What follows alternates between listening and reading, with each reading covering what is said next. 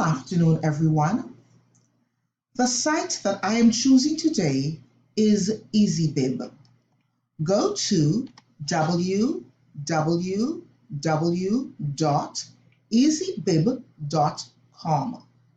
EasyBib is known for being a citation generator. Some features are free, but for us who cite in APA, we need EasyBib Plus, which is $10 per month.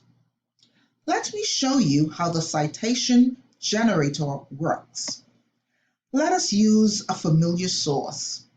First, go to Create Citations. Next, choose what you're citing. I'm citing a book. Next, I will search Repacking Your Bags. There are many options, but I'm choosing the third edition that we use. Click Cite, click Continue. The basic information is already generated, and we only need to add the publisher Barrett-Cola, publishers, Inc.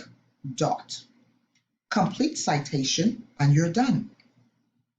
Notice that it's in MLA 8, but we can choose APA 7.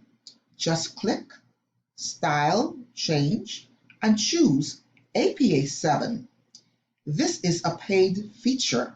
Then you can copy it. Happy citing!